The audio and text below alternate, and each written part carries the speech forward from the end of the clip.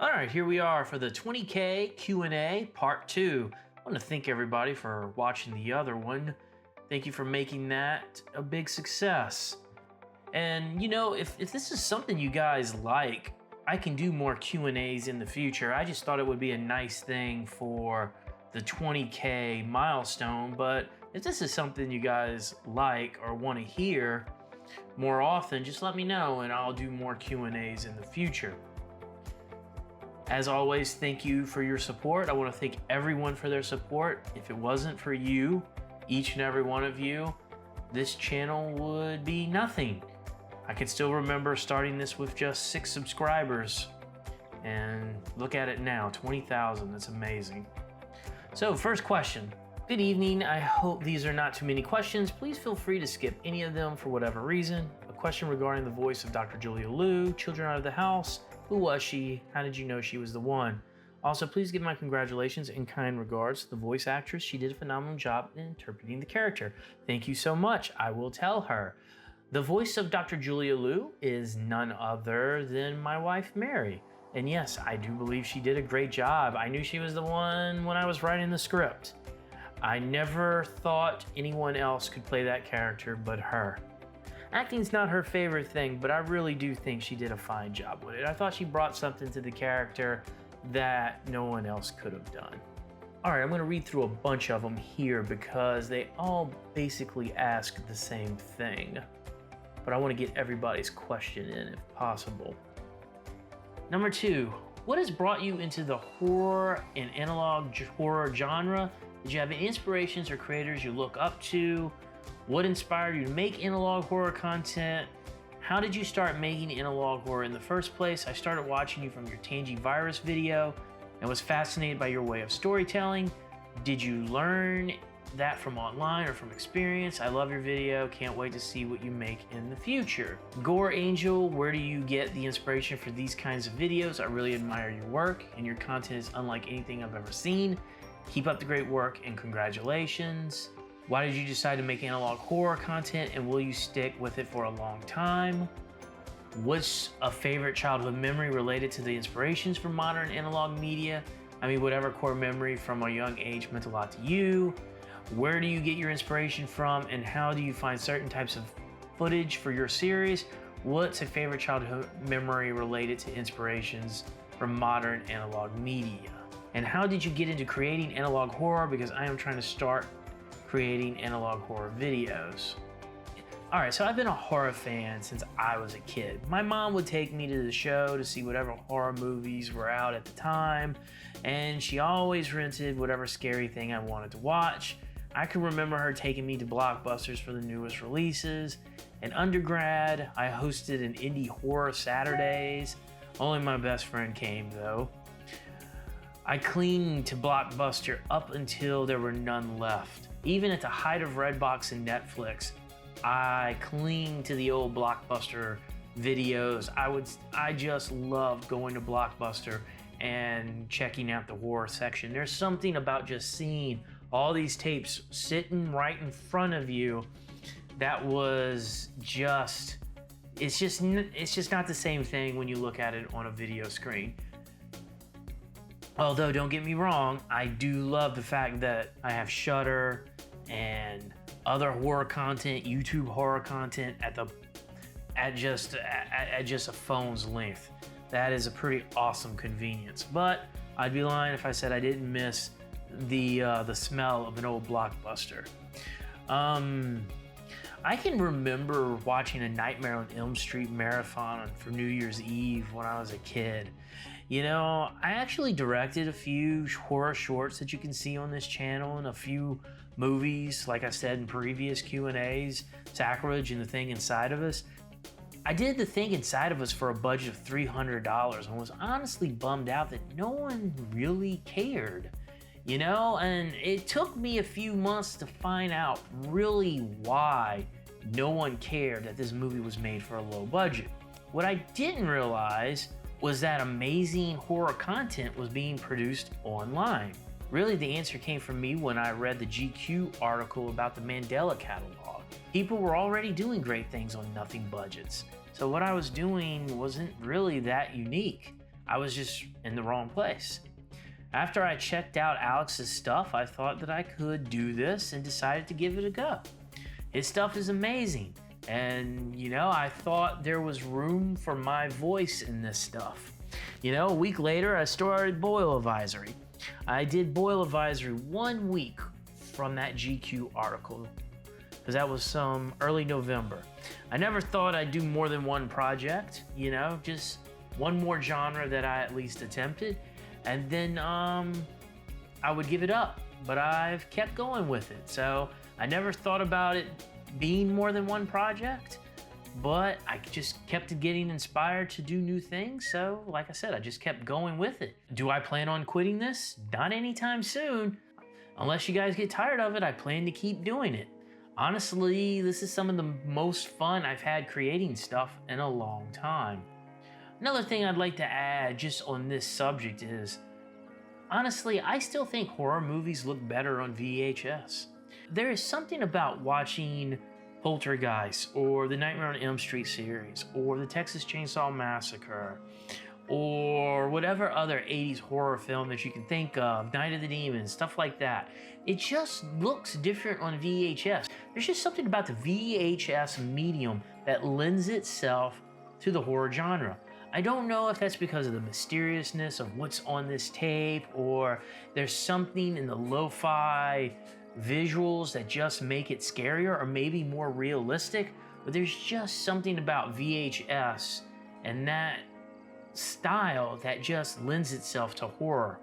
So number 3, would you like to expand all of your stories in a near future with any supplementary material, books, extra videos, games, etc.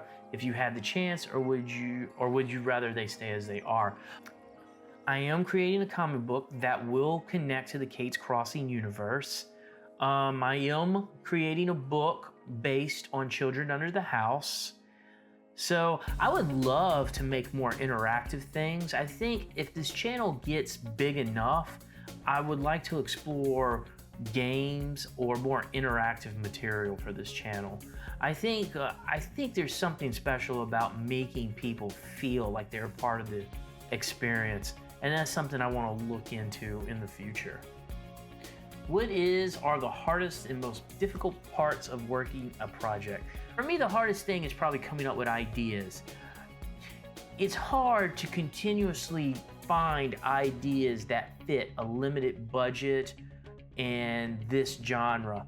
Because you don't want to find ideas that have to be forced into the genre. And like I explained in the last Q&A, you want to find ideas that this is a natural way of telling this story. This would fit in. This would feel natural. Because when you're watching something and it's like, well, why did they record that? I don't believe they would record it. It just takes you out of the story. Or, well, why is this broadcast being shown to me? I've never seen anything like that. Things like that take the viewer out of it. So you want to find the most natural way of this weird thing happening in a normal world. So yeah, that's probably the hardest thing, is finding, just new ideas to continuously get out there. Number 5, if there are and were any scrapped ideas you could not achieve at the moment, would you consider bringing them back sometime later? And then King Kit, do you have any scrapped ideas or anything that didn't make the final cut? I don't have any scrapped ideas that I started working on. Everything that I worked on, I've put out. This channel is just as much about experimenting as it is analog horror. And sometimes I think an idea might not be good, and I do put it out there, and sometimes they hit. Sometimes I put an idea out there, I think it's gonna be great, and they don't hit. It's kind of a learning process. I'll be honest with you, I did not think Children Under the House would be well received. I thought people were gonna look at this and say it was contrived, and they were gonna be like, well, I don't believe that these drawings were received by this therapist, or maybe the therapist dialogue wasn't spot on. I did not think Children Under the House was going to be a success at all. I also didn't think Tangivirus was going to be a success, to come to think about it. One idea, though, that I would say that I entertained but haven't quite figured it out yet was a scavenger hunt. I wanted to do something with a scavenger hunt where people going through my videos and finding clues that would lead them to another video, but it just kind of felt silly, so I didn't pursue that. I may come back to that in the future in a different way.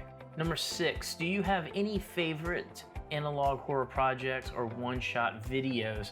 I'm gonna assume you're talking about other people's stuff in this question. I like the Mandela catalog. I think some of the stuff that Alex is doing is amazing.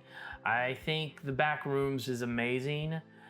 What else have I been watching lately? Bite-Sized Nightmares. I think everybody's watching Bite-Sized Nightmares right now. There's some really interesting stuff on there. I like Altered a lot. There are a lot of cool short horror films on there. The box was pretty cool. I really liked that one. I also like Crypt TV. I'm really looking forward to the new Evil Dead movie, Evil Dead Rises. That looks pretty fun. Number 7, do you believe in the spiritual, ghost, supernatural? Asking since they have been present in a lot of your works. However, I do understand that the art and the artist are two different things, so I do apologize if this question is not to your liking. I like this question a lot. I do believe in spirits, ghosts, and the supernatural. I do believe there is something else beyond this life. What was your reaction to the major success of your most viewed project as of now, the Tangivirus? I am completely surprised. You know, I didn't think that that was going to ever be a thing. I made that particular project with the available footage that I had. You know, I had some footage and I put a story to the footage. I didn't think people were going to respond to it the way that they have. I'm happy that they have. I hope they like some of the other stuff that I've done as well. What is your academic background for working in this channel? Do you have experience in making videos, or are you a newcomer in the genre? I think I've answered that in a couple of the other ones. I do have an MFA in film production. I directed the 2 features, like I told. I've actually directed 3 features. The first one wasn't mine. I was hired to do the first one. I've also directed some documentary features. I still work in the documentary field. I do a lot of charity work for the ARC organization. I've had documentaries that have made it to PBS. One of my favorites is Mr. United States. You can actually see that on the PBS YouTube channel. Honestly, I'm a sucker for a good story. If there's a good story, I want to tell it. Whether it's a documentary, music video, horror film, what have you. Number 10, what is your favorite video project thus far, or one that you're really proud of? And number 11, this one is not much of a question, but just a thank you for the amazing cinematographic projects. It's a breath of fresh air and what is horror here on YouTube. We wish you nothing but the best in the upcoming months. Thanks, NPS Boil Your Water. Absolutely, boil your water. What is your favorite video project thus far? Like I said in the previous one, Children Under the House is my favorite project that I've made. There's something about that one that I think just checks off all the boxes. Are all the videos you make connected to the same universe, as in things happening just at different times, or is it more so like same location in different alternate universes of the same location but different things that happen? Love your content, by the way. Been watching for a while and excited for where things go in the future. As of right now, everything is in the same universe. There are alternate universes, but I have not tapped into any of those as of this video. But they do exist. But everything that I've released thus far does happen in the same universe, just like you said, different times. With that said, you will start seeing me expand beyond Kate's Crossing into other parts of Tangipahoa and even other parishes in the surrounding area. I am going to continually expand the reach of the mythology.